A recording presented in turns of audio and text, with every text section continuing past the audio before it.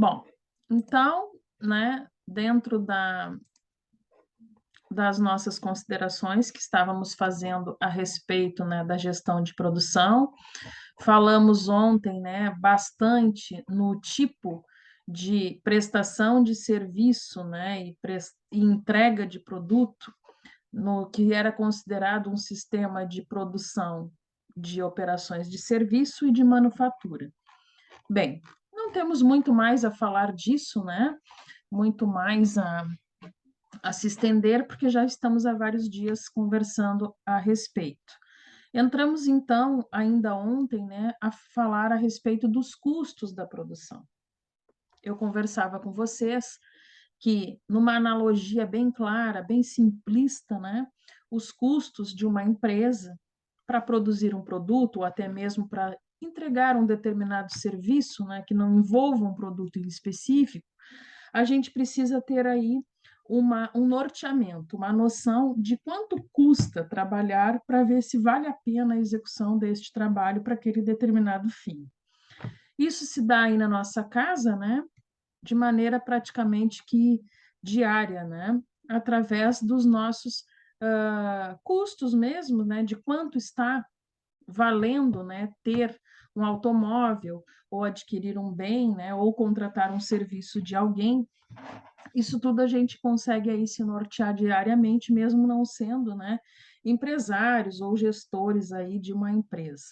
Mas o custo, então, com essa ideia, né, sendo formada, o custo de produção, ele é aquele controle, né, que nós temos aí da saúde financeira da empresa, onde nós conhecemos, né, os conceitos relacionados de todo o processo de gerenciamento até chegar aí no fluxo de caixa, que a gente chama. Então, com isso, né, a gente tem que destacar, que é o que vamos aí sim recapitular, né, e adentrar melhor no assunto na aula de hoje, o que significa um custo fixo e um custo variável, né? E o porquê também da necessidade que a gente tem de fazer essa separação de ambos, né, de distinguir um do outro. Bom, primeiro, a gente entende o que é custo e o que é despesa. Ou seja, falávamos ontem, né, que a soma de todas as despesas é o custo que nos incorre de maneira direta, né, ou indireta, para que a gente tenha aí um controle geral do nosso consumo, né, dos nossos valores a ser, né, disponibilizados para pagamentos de serviços ou de produtos. E despesa? O que seria? São todas aquelas somatórios, né, auxiliares e administrativos, também de maneira direta ou indireta, né, utilizados aí sem fins lucrativos, né? Então, o custo é aquilo que a gente visa obter, né, um retorno, digamos assim. E despesa é aquela que nós muitas vezes nem prevemos. Ela é uma despesa, né, que acontece.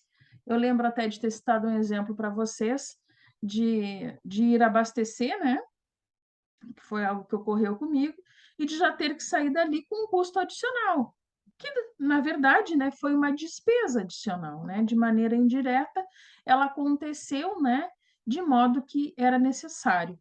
E isso tem que ser entrado aí na nossa planilha, né, de custo-benefício, para nós podermos ter lá um balanço do que está acontecendo, para que a gente, então, possa ter a certeza, né, se a máquina vai funcionar, a máquina que eu digo é a máquina figurada, né, a empresa está aí no lucro, né, está se caminhando para algo ruim, em termos de sua saúde financeira ou não.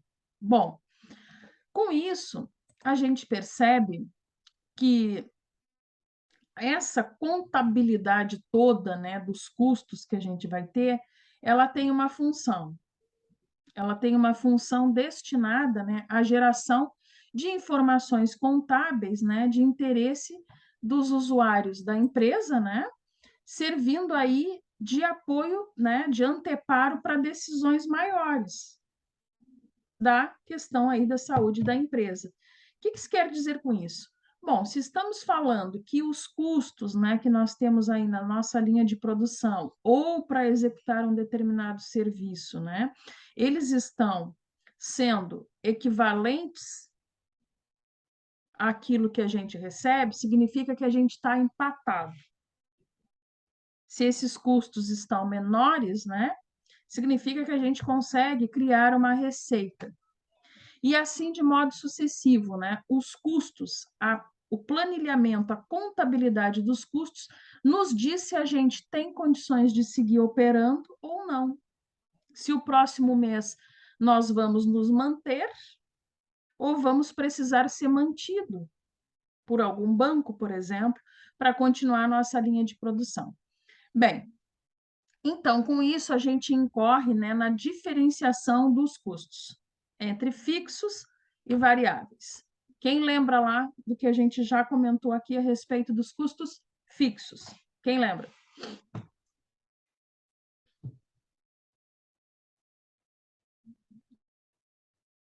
E aí?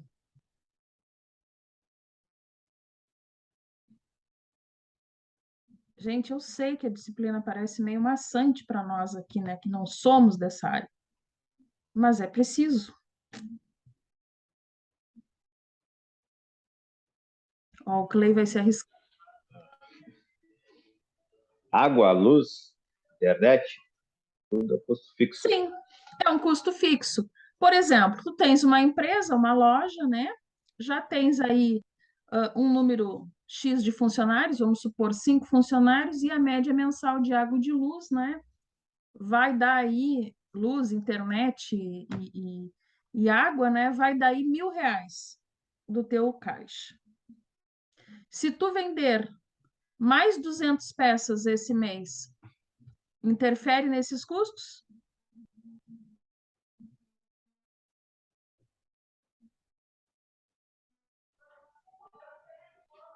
Acho que não. Não, não implica em nada nesses custos. Porém, podemos também fazer um raciocínio contrário desse que é lógico. Assim como se eu vender mais este mês e ainda mais no mês subsequente, nada acontece com esses custos. Mas se a minha produção cair, se as minhas vendas forem ruins, eu continuo tendo esses custos. Esses custos fixos, eles não nos facilitam em nada na hora que nós estamos num momento ruim da empresa. Permanece tendo que ser disponibilizado um fluxo, um valor de R$ 1.000, conforme esse exemplo, né, que eu citei para vocês, para cobrir esses custos. Então, os custos fixos são algo muito bem pensados pelo empreendedor. Por que eu digo isso com muita tranquilidade? Porque os custos fixos, eles vão estar presentes, mesmo nos momentos difíceis. Por isso que na hora de abrir uma empresa, lembram lá da incubadora que a gente falou bastante a respeito? Lá, quando a gente tinha a empresa dentro da incubadora, significava que nós estávamos num período de autoconhecimento dentro desse empreendimento. Significava que estávamos recebendo orientações para poder fazer um manejo melhor das finanças, um manejo melhor dos conhecimentos técnicos para melhorar o produto, de conhecimentos até mesmo contábeis para ver o tipo, né, de migração aí que a gente poderia ter de fim contábil para pagar menos imposto. A incubadora tinha essa função, reunir uma gama de profissionais e fazer com que aquele incubado, né, a empresa, nós, empresários, né, supondo, estaríamos aí aptos a se jogar nesse mercado e sobreviver, se manter nele. Por isso que quando vamos abrir um negócio, a primeira situação normalmente que é avaliada é onde será colocado esse negócio. Vou abrir uma grife no meio de zona rural, por exemplo? Significa que as pessoas lá não tenham o direito de ter esse acesso? Ou que não tenham requinte? Ou que... Gente, não. Significa que abrir um negócio dessa mentalidade dentro de um lugar que é um vilarejo, significa que eu estou me expondo apenas para um número limitado de pessoas, que eu não consigo ter aí uma visão. Lembram da visibilidade do negócio? Nós também falamos disso, acho que na aula de segunda, né? Então, é pensado onde eu vou me instalar. Bom, o meu negócio ainda não alavancou. Eu abri uma loja de roupas, mas eu vou me encher, né, com mercadorias. Eu vou ter um estoque grande que me implique em ter um aluguel caro, porque a loja tem que ser grande para comportar tudo isso, e também o armazenamento. Isso é custo. E que tipo de custo é? Fixo. Ou seja, quanto mais tu te atiras, né, nessa realidade no ato da abertura da empresa, né, mais compromisso tu estás tendo com as tuas vendas. Porque significa que tudo isso vai ter que ser quitado no final do mês, todos os meses que tu estiver aí disposto a estar aberto, né, vendendo ou não. Então, olhando por esse prisma, fica muito fácil de entender o fluxo de caixa, muito fácil de entender o que nos consome, né, de maneira aí mensal, e que não há o que fazer.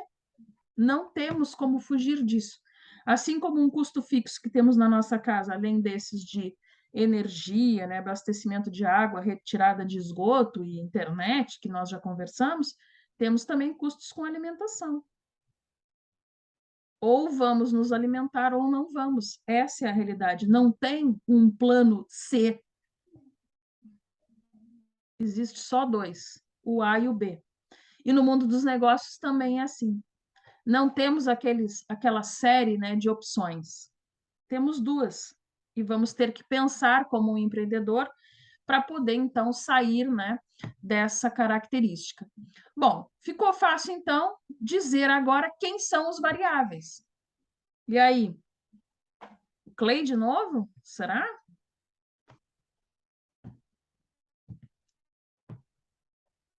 Quem são os variáveis? Os fixos a gente já sabe, já entendeu bem.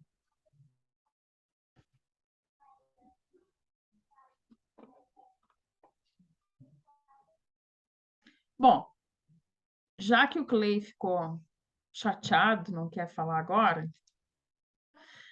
nós diríamos, né, com muita certeza que os variáveis, eles estão atrelados à produção. Cheguei a comentar isso ontem, né? Vai se alterar de um período para o outro, em várias circunstâncias. Por exemplo, eu costumo gastar em estoque para minha loja 15 mil reais mensais. Bem, só que esse mês eu vi que eu fiz esse estoque e a minha procura foi maior. Se eu tivesse mais mercadorias na loja, eu tinha vendido. Gente, para quem tem lojas aí, esse valor, inclusive, né, de custo de estoque, eu estou falando de uma situação pequena, tá? Eu que tenho algumas amigas aí que têm loja, né, essas lojas menores, estilo boutique, o que acontece? 15 mil não é nada. E às vezes eu costumo escutar as pessoas dizerem: olha, isso aqui saiu muito bem, é uma tendência.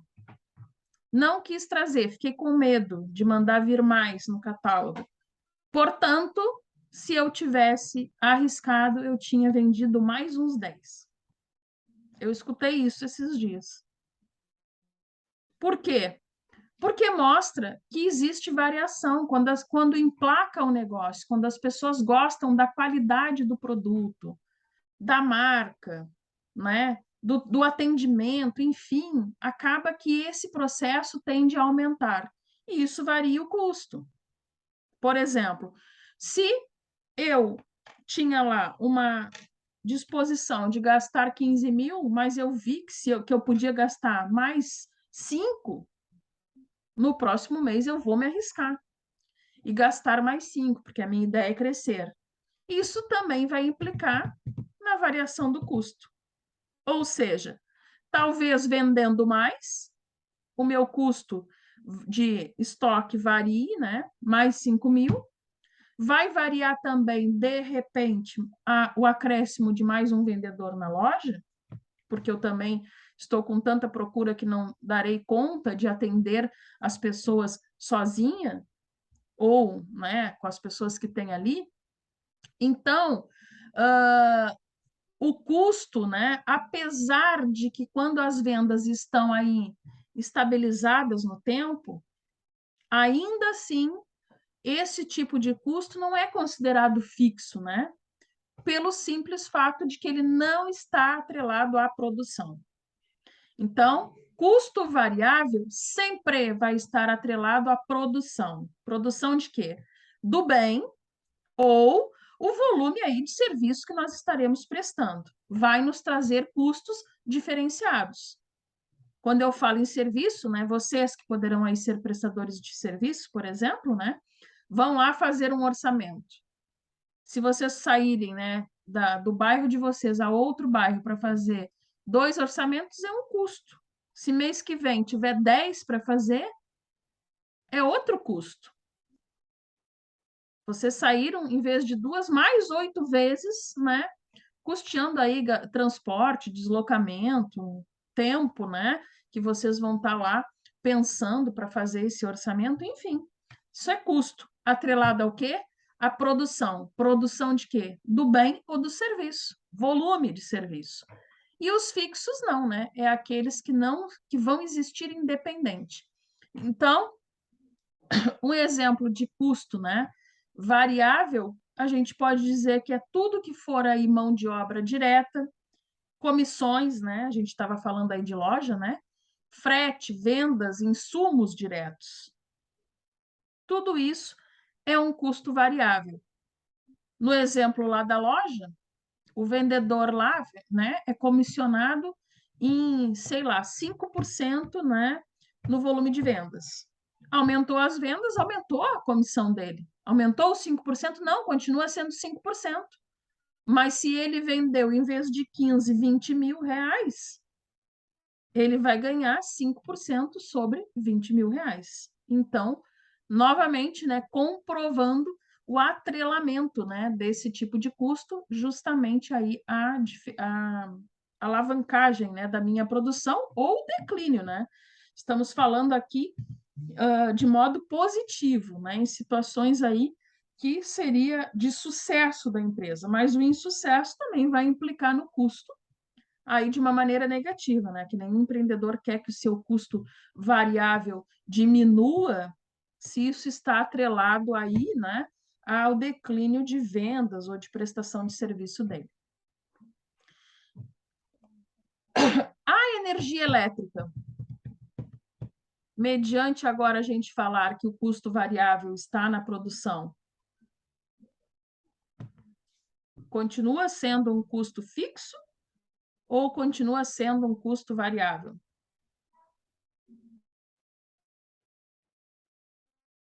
E aí, Clay?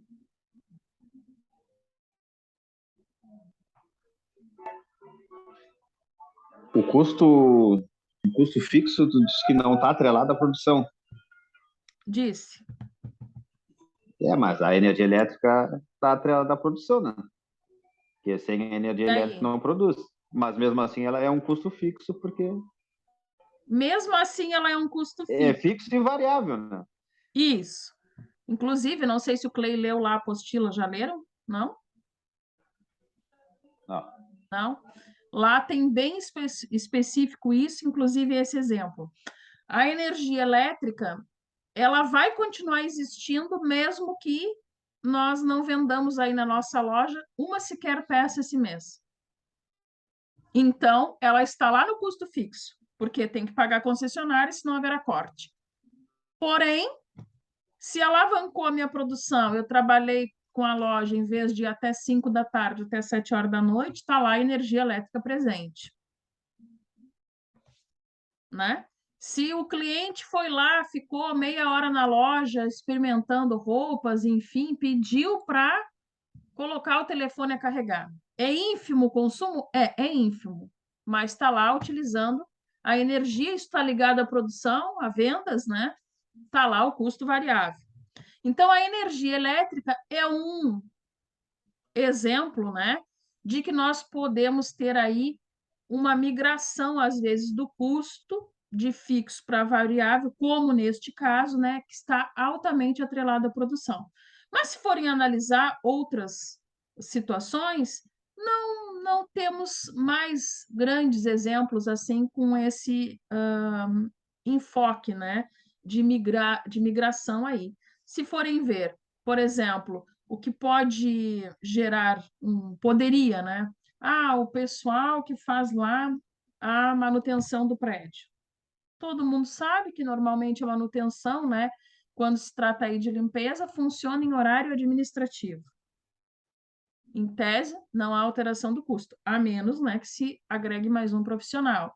Então, não teria migração, né? Vigilância. Quem paga aí sistema de vigilância, né, monitoramentos, né, são já custos por 24 horas, não faz diferença. Mas a energia elétrica, né, é uma coisa que cabe salientar, que curiosamente ela consegue aí se migrar, né, de um ponto para outro. Bom, o que acontece quando a gente define? Tu ia falar, Cleide? E a mão de obra? A mão de obra está ligada aonde? É fixo, mas varia também, né? A mão de obra está ligada à produção. A produção é A variável. mão de obra direta. Funcionário, o peão.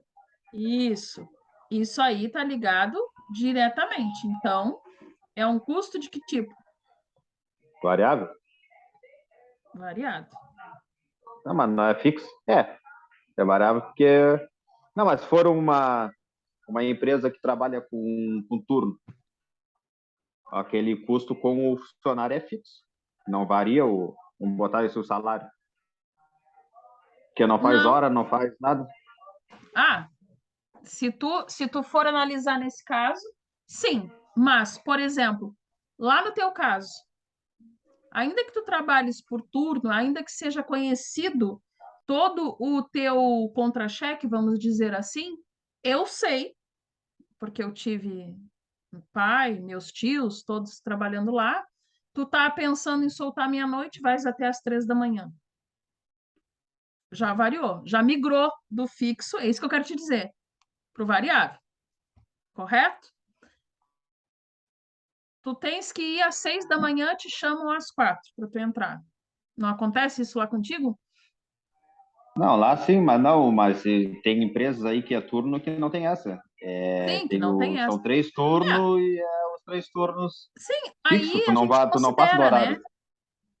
Isso, Sim. a gente considera que como se fosse um custo fixo, né? Porque a gente conhece o que está acontecendo independente da produção. Mas, por exemplo, só para tu ver o que eu quero te dizer, numa costuraria, essas lojas de roupas, o teu funcionário lá, ele tem um custo variável. Por quê?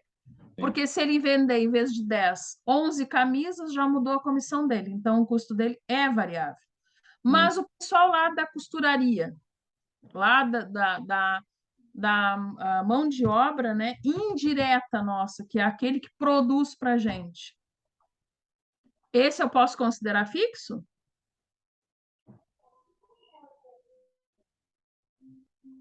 Não sei. Pois é, porque depende primeiro quantas peças ele produz em uma hora. Olha, em uma hora a Viviane consegue produzir 5 peças, mas o Robson produz 7. Eu recém cheguei, como eu vou fazer 7, não tem? Ah, isso é só para te inserir no problema que a gente está aqui. Mais um fica melhor de resolver. Mas entende, Clay? Vai depender, depende, né? E vai depender sempre de quê? Da produção. A menos que, no caso, a produção não seja como é que eu vou te dizer, avaliada dentro do que a pessoa ganha. Mas acontece isso na prática? Somos todos nós 7 aqui presentes, dentro de uma linha de produção de costuraria. Se vamos ganhar o mesmo salário, eu não, o Robson, que faz 7 peças e eu 5, ele não vai continuar fazendo as 7 peças. Sim. Entende? Então, assim, nós temos sempre o que tem aí de produção, né, alencados a um custo, né, variável. Vai depender justamente do que está aí sendo produzido. Agora, por exemplo, lá no meu setor, né, de mão de obra, de civil, existem as pessoas registradas e existem as pessoas que te entregam a nota fiscal dela ou dos seus trabalhadores que estão com ela. Na mão de obra local, esse custo ele não tem uma variação, ele é fixo, a menos que ocorra horas extras, que não é o caso. Porque sempre que se quer um estímulo na produção, se chama pessoas para agregar isso que não tem nada, às vezes, a ver com a gente. A cultura, tá? Do sistema. Mas, ainda assim, sempre vai estar alencado à produção. Ok? Bom, o que é pertinente também a gente falar? O custo variável, como ele está, né, de mão dadas aí, a gente já viu diversas situações com a produção, ele sempre permanece constante, né? Ou seja, mesmo que ele permaneça constante, a gente vai ter ali junto dele o custo fixo. O que eu quero? Deixa eu ver aqui uma coisa se eu consigo colocar uma tabela aqui para vocês. Só um minuto. Aqui.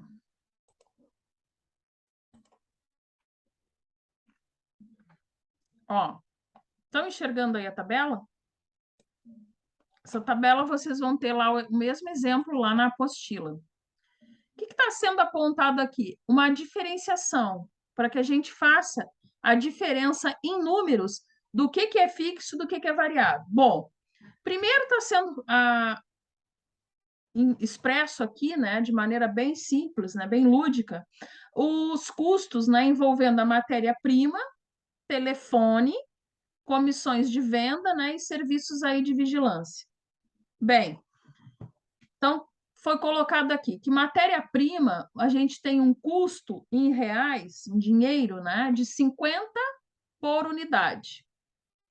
Ou seja, se eu fizer aí 10 peças, quanto que eu tenho de custo?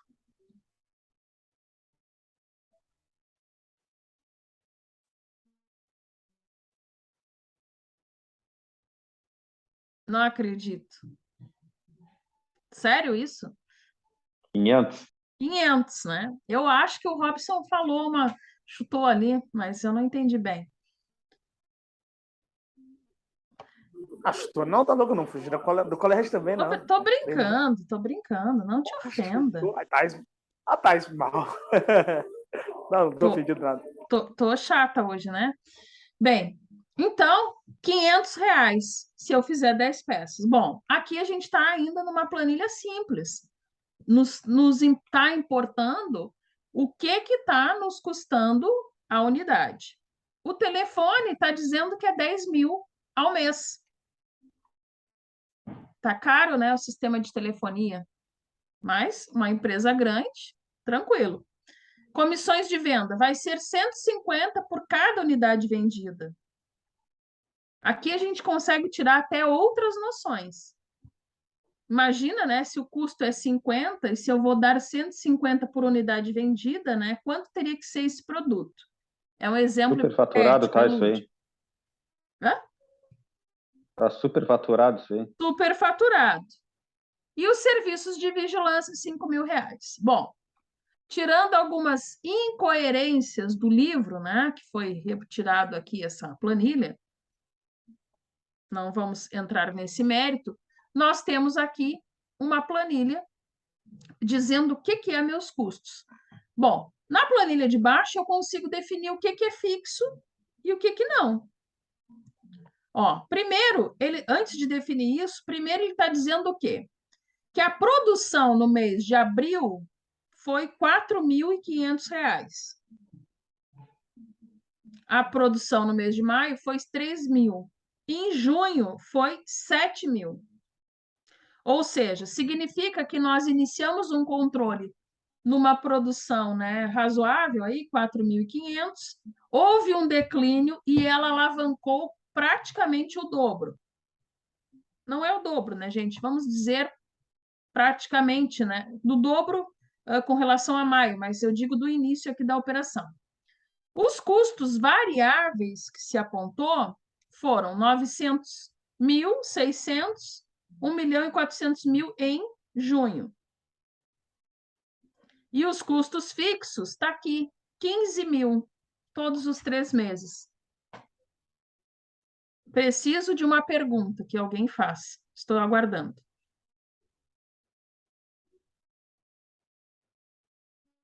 Está sem áudio, Robson. Qual é a pergunta que não quer calar?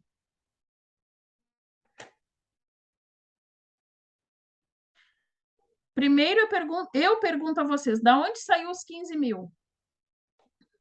Que é o custo fixo.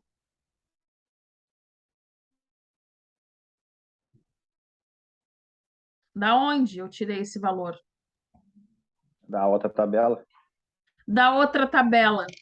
Eu disse na outra tabela que a telefonia da empresa custava 10.000 e a vigilância 5.000. Isso equivale a um custo de 15.000. E esses 15.000, notem, ele permaneceu fixo por 3 meses. O que mudou da outra tabela? Mudou o que eu gastei com matéria-prima, que eu disse que gasto 50 por unidade. A comprovação que realmente eu gastei está aqui, ó, com a minha produção. Teve um mês que decaiu a minha produção, que foi o mês de maio. Ninguém comprou presente para o Dia das Mães. Isso é terrível. Então, caiu a minha produção, está mostrando os números, e ela alavancou para, pode-se dizer, o dobro, né? Os custos variáveis, o que aconteceu? Também, porque, afinal de contas, eu tinha lá um custo que dependia das minhas vendas de R$ 150 por unidade vendida, mais 50, que era o custo para fazer a unidade. Então, o meu custo variável aqui já era R$ 200 por cada unidade. A gente já saiu com esse custo para poder iniciar a nossa produção. E isso ficou comprovado aqui. Mas o que acontece com o custo fixo, que nem eu havia mencionado para vocês? Ele simplesmente estagnou. Ele não mudou. Não interessa para o custo fixo se o mês de maio foi péssimo para mim, como o número mostrou aqui. Ele está lá.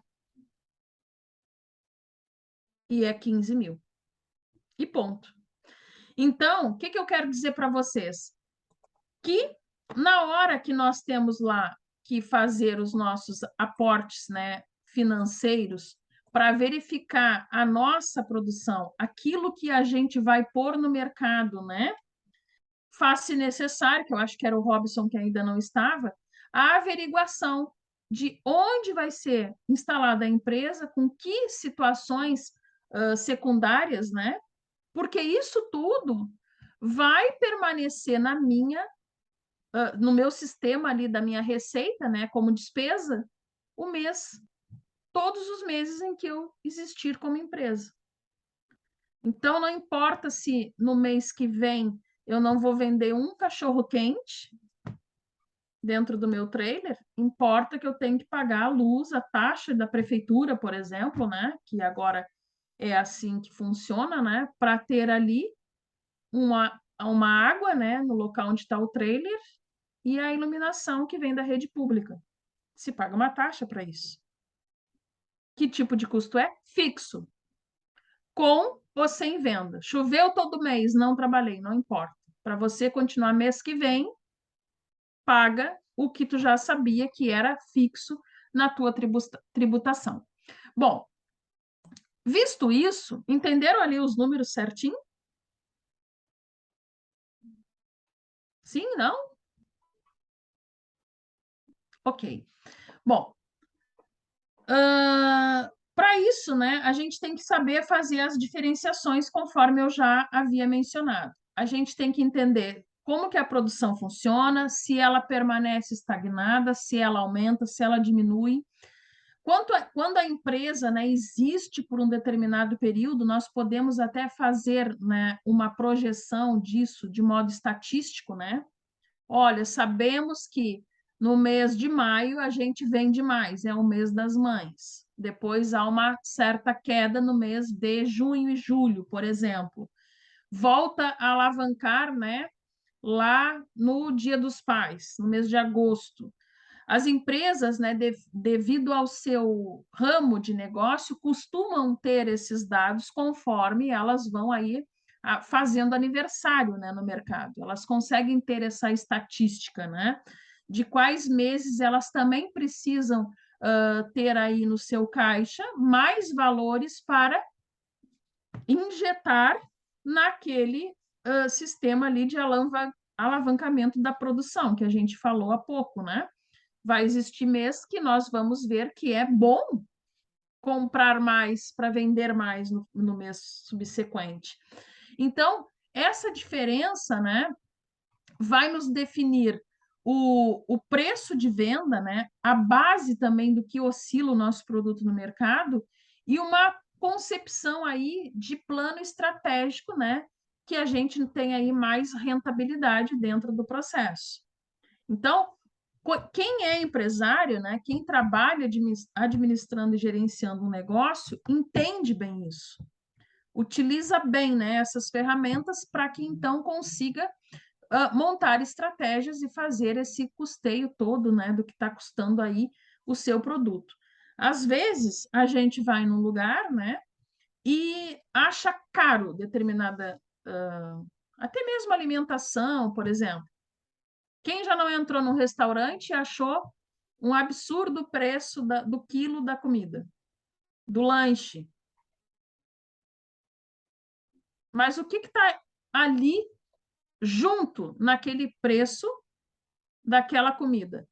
É só o sabor da comida, se ela é bem temperada, bem saborosa, bem preparada? De onde saiu esse rateio de custos para que se diga que o restaurante vai cobrar R$ 59,90 o quilo do almoço, como é vários aí no centro? No centro, não vou citar nomes, né, tá, gente? Mas vocês conhecem. Se nós sairmos, né, temos 2 restaurantes. Um com esse valor que eu disse para vocês, que é numa estratégia de marketing, olhem bem, a visibilidade do negócio. Num plano estratégico, existe lá na vidraça da janela o valor das 100 gramas. Ali dentro do balãozinho, né, todo colado na vidraça. A porção de 100 gramas, R$ 5,99. E a pessoa lê aquilo, olha que maravilha, vou almoçar aqui nesse restaurante top de linha, né? Por apenas R$ 5,99 a 100 gramas. No do lado, literalmente do lado, né? A comida é tão boa quanto, e acho que 30 e poucos reais, 39 deve ser o quilo. E lá está dito por quilo. Bom, quais as ponderações que eu faço e que vocês, como empresários, têm que fazer também? Como foi composto o preço disso? Primeiro, para o caso 1, para o restaurante A, ali o ambiente é totalmente climatizado, você tem um cafezinho, né, pós a refeição, você tem um buffet de sobremesas, umas pessoas que de vez em quando estão bem-humoradas, elas vêm até a mesa de vocês perguntando se está tudo bem. uma pintura lindíssima, alguns quadros que enfeitam, abajures, né, num canto, que vai nos permitir ali ter uma sensação agradável na hora do almoço. No outro, é um barulho imenso, o ambiente é menor, o salão onde as pessoas comem, né, é em 2 etapas, né? É dividido. Tudo bem até aí, mas existe um pilar no meio do salão ali, né? De um dos salões, divide as mesas, fica uma coisa meio estranha, né?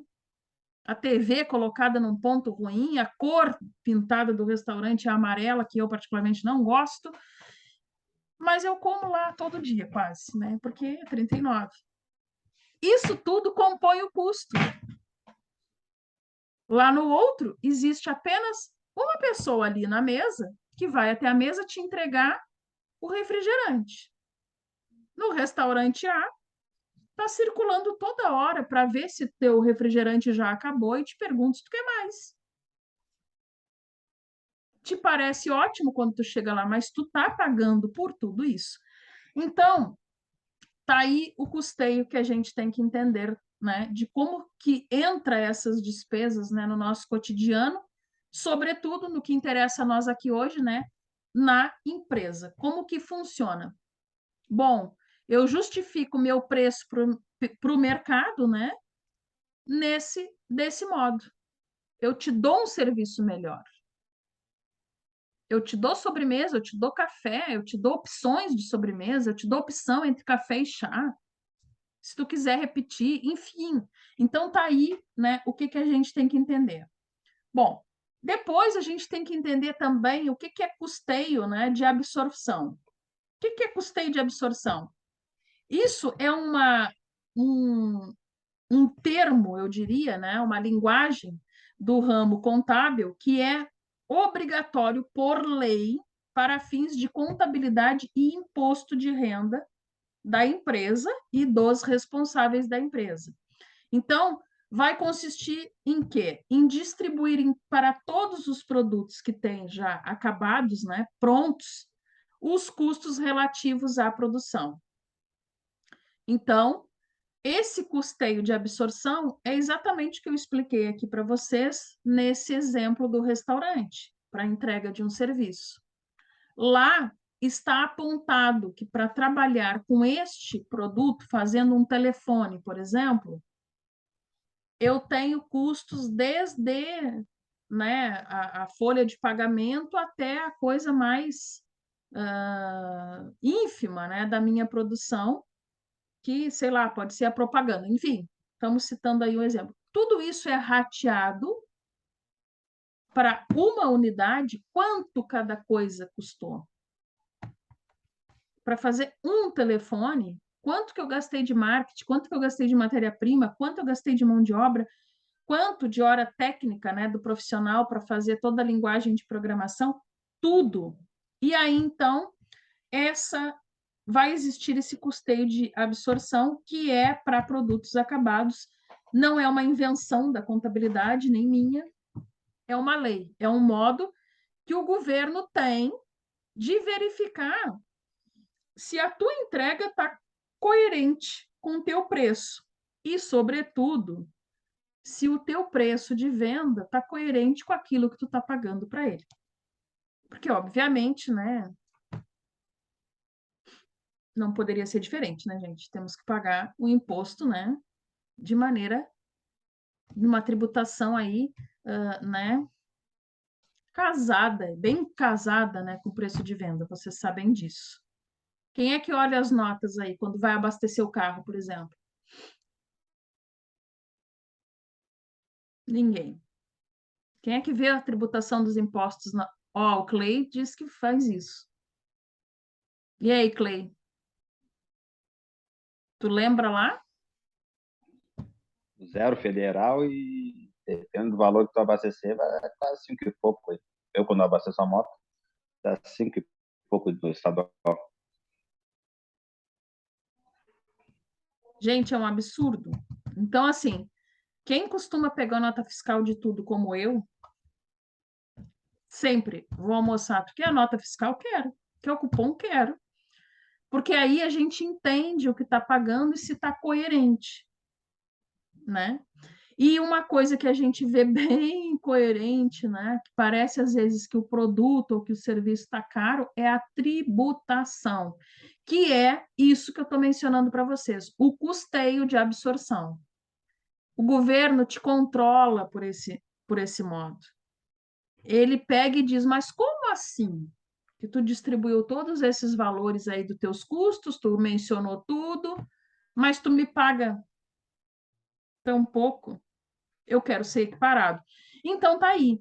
Essa é a tarefa desse ramo, né? Desse custeio de absorção. Apurar os custos que essa produção teve em 3 grupos, né? Mão de obra, a matéria-prima, né, que seriam os insumos, os materiais, tanto a matéria-prima, que é o material, conforme o nome diz, né, primário, elementar para fazer o produto, até a parte aí secundária, né, e ínfima, diríamos ali, porque às vezes estamos produzindo, vamos ter aí a embalagem, a roupa. A matéria-prima é o tecido. Os materiais secundários seriam lá os maquinários para corte, para costura, os serviços envolvidos nisso, né? Mas vamos entregar uma embalagem, por exemplo. Não vamos entregar a roupa numa sacolinha branca que todo mundo entrega, a gente vai entregar personalizado. Talvez vamos dar um mimo para o cliente, um sabonetinho pequenininho ali, enfeitadinho, né, para pôr no meio das roupas no roupeiro. Enfim, tenho que contabilizar isso? Tem. Por quê? Porque se houver uma fiscalização, que ninguém está livre de que aconteça, né? Normalmente elas ocorrem em comércios como lojas de conveniência ou lojas, né, aí de cunho de vestuário, por denúncia. Mas em restaurante, locais aí que envolvam outros órgãos, né, principalmente de vigilância sanitária, coisas do gênero, elas acontecem toda hora. E uma vez estando lá o fiscal, ele pode fiscalizar tudo. Então, é necessário, né, que a gente tenha tudo isso, né, contabilizado, que essa parte contábil da empresa esteja aí correta.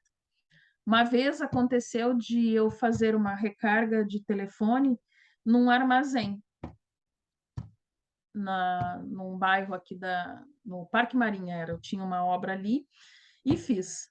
O que eu presenciei? A chegada da Receita, né, da Receita Federal. Bom, chegaram lá e pediram justamente a parte que a Receita vai, justamente bebidas, né, cigarros, coisas do gênero. Ninguém pôde sair, porque eles chegam e eles fecham ali o comércio, né? E tu fica meio prisioneiro daquela situação, mesmo sem ter nada a ver com a situação. Mas primeiro tu explica, solicitar a documentação das pessoas ali que eram os donos, né? Tava eu mais outra moça que pediram o documento, ela não tinha, eu tinha, porque eu estava de bolsa. Explicamos, né, que a gente estava só comprando, mas nesse meio tempo a gente já viu o outro fiscal os acontecimentos. Ou seja, nem preciso contar o resto para vocês, né? A parte ali de cigarros, né? Tinha uns que foi achado a nota e outros que não. O que acontece com a gente sendo empresário nesse ato? Tu tem que prestar esclarecimento. Tu sai dali, né, refém daquela situação que tu mesmo criou, às vezes nem por má fé, eu diria, né, mas por uma inocência de achar que existem coisas que não são importantes. Então, para quem pretende aí, né, abrir um negócio, seja ele grande, né, ou pequeno, né, estou frisando bastante para que achem uma parte contábil, né, muito bem equiparada para que não cometam esses delitos, porque é um delito, né? Bem, então vamos ver só, antes de a gente prosseguir, o conceito, né? Porque eu falei na matéria-prima e na matéria-prima secundária. Ficou bem entendido o que é uma e o que é outra? Matéria-prima, material essencial. Por exemplo, vou fazer móveis sob medida. A minha matéria-prima, né, é madeira ou, né, esses MDF, enfim, esses aglomerados próprios para móveis. As matérias secundárias, o que seriam nesse exemplo? Todas de menor qualidade, né? Nessa situação aí de móveis que eu estou comentando, podemos citar lá, por exemplo, né, parafusos, puxadores, né? Aqueles trilhos onde as portas dos móveis correm, tudo isso seria uma matéria-prima, né? Uma matéria, desculpem, secundária, que está ali como um aporte, né, da matéria-prima para que a gente consiga entregar esse produto, né, da maneira aí que o cliente está esperando receber. Bem, quais são os passos que a gente tem para fazer a apuração desses custos de produção? Já falamos em parte, mas a gente tem alguns critérios. Primeiro, a gente vai separar os custos, ou seja, os diretos dos indiretos. Então, os custos, né, diretos, eles podem ser mensurados, né, por meio de uma medida de consumo. Por exemplo, quilograma, temos lá uma padaria. Bom, para fazer 100 pãezinhos, né, 100 pães franceses, quanto de farinha que se gasta? Bom, vou gastar para fazer 100 pães franceses 1 quilo de farinha. É uma mensuração, é uma medida. Estamos lá utilizando para se verificar esse custo direto aí que nós vamos ter da produção. Por exemplo, quantas horas tem um profissional para ter esse cuidado, para verificar, né, se está tudo ok, e poder colocar esses elementos, né, da padaria lá no balcão, onde as pessoas vão se servir. O número de embalagens que eu utilizo, né, para esses pães. Eu não vou vender 100 para uma única pessoa. Quantos? Ah, bom, vamos fazer de 100, vamos dizer que a gente venda de 5 em 5, numa média. Quantas embalagens eu preciso para isso? Então, tudo isso eu estou separando os meus custos. E estou vendo que são diretos, por exemplo. Bom, os indiretos já falamos, né? Também vamos conseguir mensurá-los, né? Como eles estão diretamente relacionados aos produtos, nós podemos fazer um sistema também de rateio. Pode ou não pode? Sim ou não?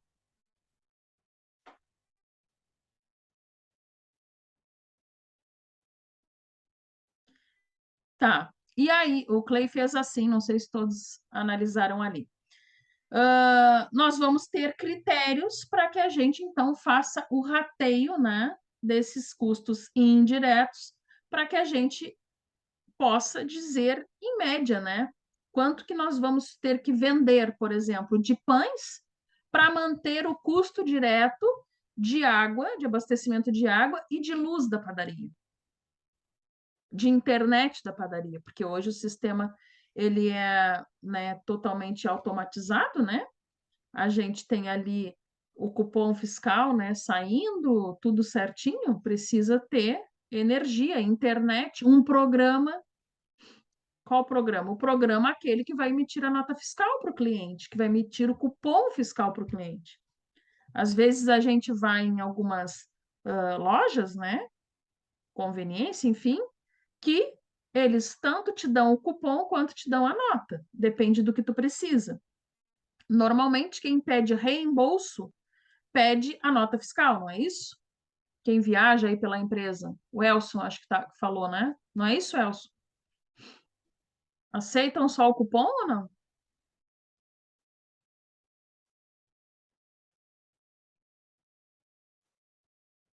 Não está ouvindo. Não. Não, né? Tem que ser a nota. E normalmente pede-se, então, que se emita aquele faturamento ali, né, contra a empresa X do CNPJ tal. A gente dá esses dados aí, nos é entregue uma nota e lá se compõe todo aquele custo da viagem do funcionário, por exemplo. Por que eu estou trazendo isso? Para entendermos, né, que às vezes vai ter custos de maneira indireta com a nossa produção que não vai ser possível uma mensuração dele. Por quê? Porque ele não está atrelado à produção. Então, vamos achar aí, né, um subterfúgio para fazer esse rateio, né, de aluguel, de supervisão, de energia elétrica, né, enfim, dessas contas aí que a gente necessite. Bom, com base nisso, nós podemos fazer os cálculos dos custos. Mas eu estou pensando em deixar os cálculos dos custos para amanhã. O que vocês acham? E falarmos de outras. Mas vocês acharam que ia acabar a aula, né? Sério. Não, só pensei em trocar. Só preciso de um minuto, assim, para mudar o assunto na minha cabeça e seguir no outro, e a gente volta a falar dos cálculos amanhã. Toca o baile.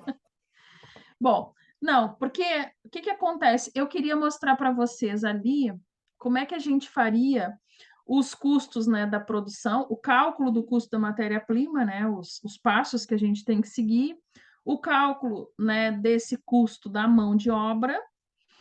Depois eu queria mostrar também a composição ali do contra-cheque, né, que seria a folha de pagamento, né? E aí eu acho que muito pouco tempo para a gente raciocinar em números. Bom, seguimos aqui mais um pouquinho falando, então, de orçamento da produção. O que é o orçamento da produção? E aí? O que é um orçamento? Depois a gente só insere a produção no orçamento.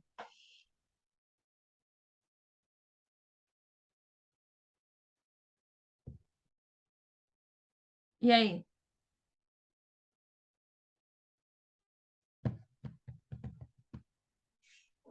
É o custo que tu vai ter. Tu vai fazer o orçamento custo ali para ver o quanto tu vai gastar no de matéria-prima, se for produzir alguma coisa. Exato. O orçamento é exatamente o que o Clay falou. Ele vai consistir no plano que tu vais ter da tua produção. Ou seja, nós vamos ter um plano que vai nos permitir que nós convertamos, né, o volume de vendas planejado no volume previsto de produção, como um ponto aí que a gente consegue ter um orçamento, uma planilha, né, de produção e um plano orçamentário para isso. Nós vamos levar diversas situações em consideração para esse plano, né, de produção, como, por exemplo, aspectos de função de fábrica, né, capacidade da nossa produção, exigências de mão de obra, né, custos indiretos de produção, enfim.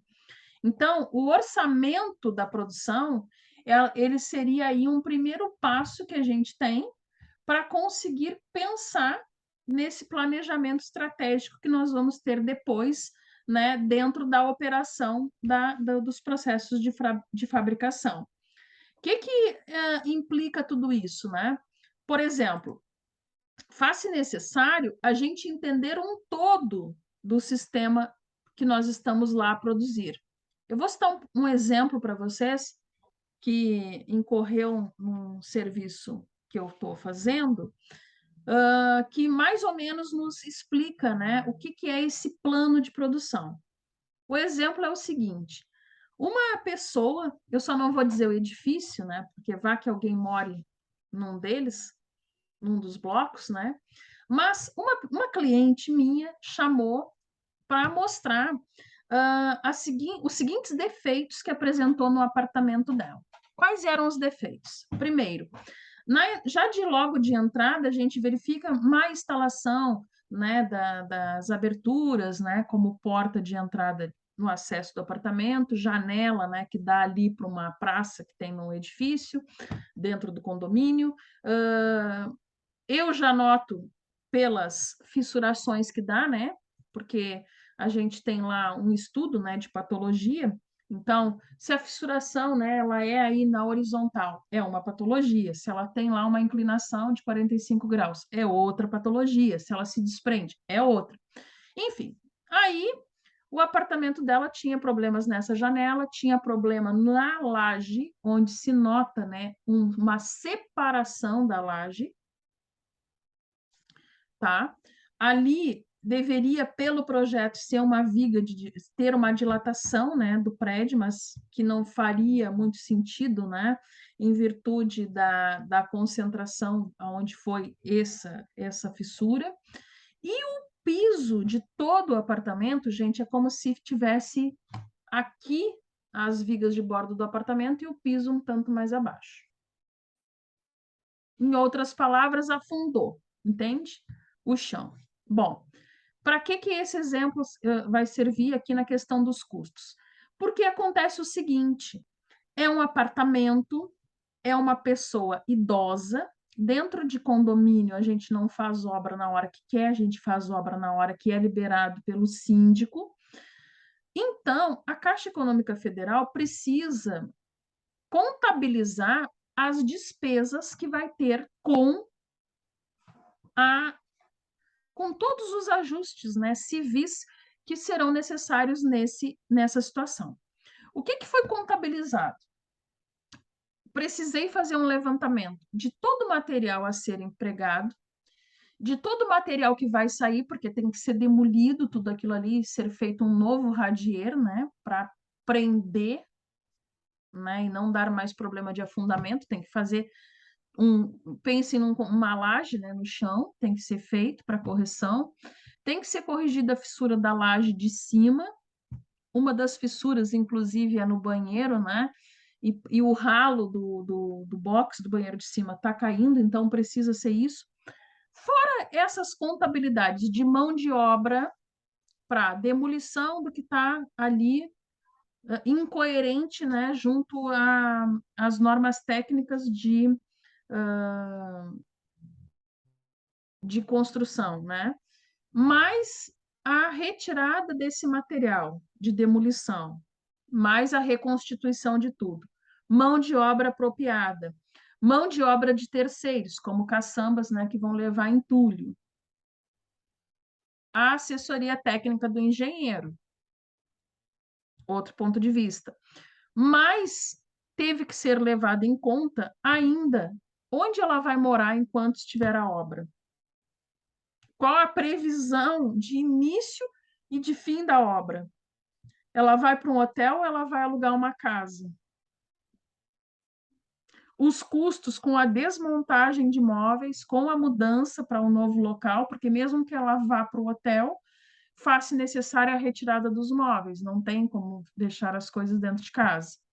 Custos, então, com a desmontagem, o armazenamento dos móveis, caso ela for para o hotel, tem que ter um orçamento em paralelo que mostra, né, quanto custa deixar nesses locais aí que a gente deixa, né, as coisas lá estocadas por um período, mais a mudança de novo e a remontagem quando ela voltar para casa.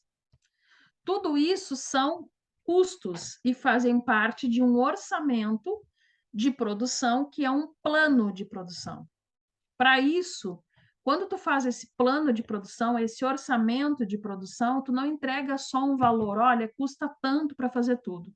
Tu explica lá para o teu cliente e, neste caso, né, quem chama é a dona do apartamento, mas quem paga é a Caixa Econômica, ela quer entender.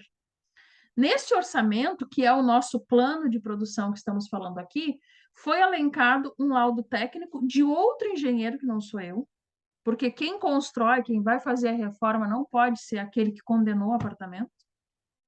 Então, vai lá o orçamento dele, o que foi gasto com ele, para ele dizer tudo aquilo que ele apontou ali de erro, mais o orçamento do engenheiro que apontou as soluções, mais do construtor, e todas essas coisas que eu citei para vocês. E ainda um cronograma. Por quê? Porque quem vai pagar isso vai ter que entender assim, bom, a etapa 1 da obra não é lá a remoção do que quebrou lá dos pisos todos que tem que ser retirado, né, do contrapiso e fazer um novo.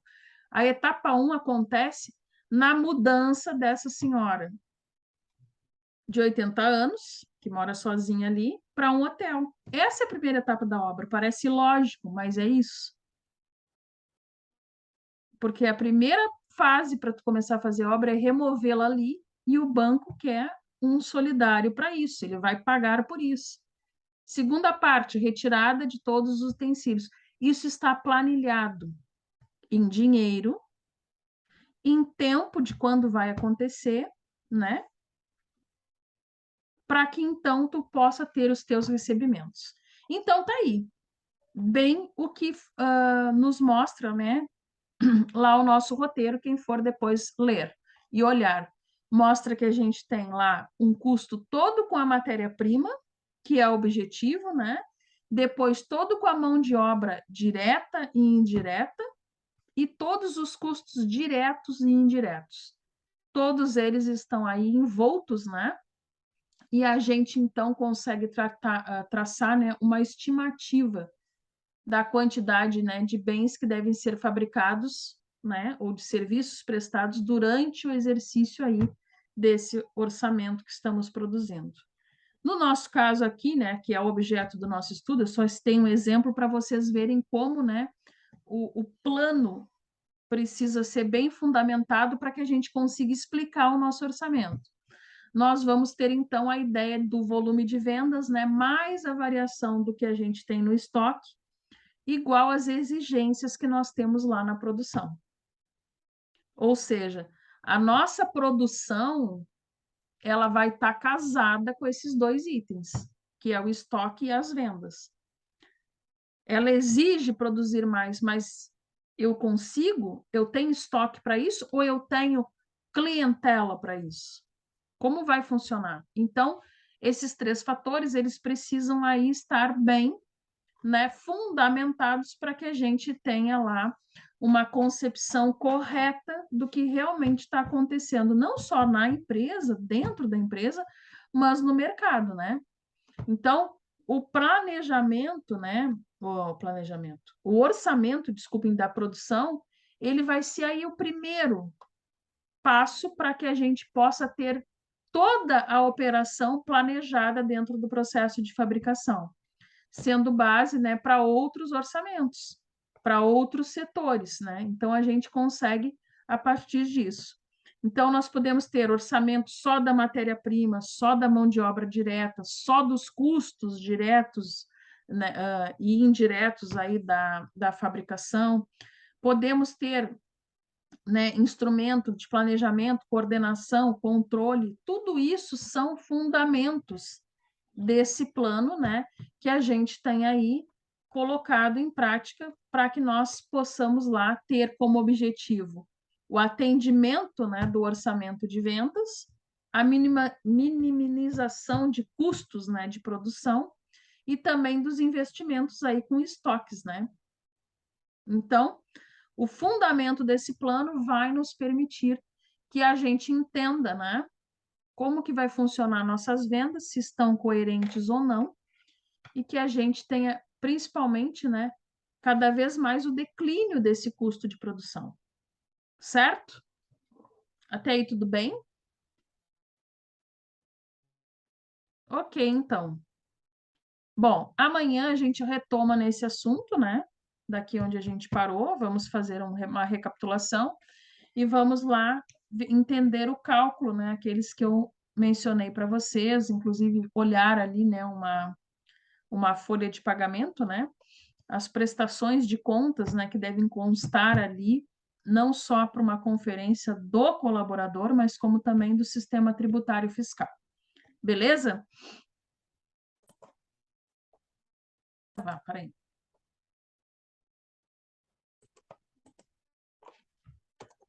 Então, o Gabriel,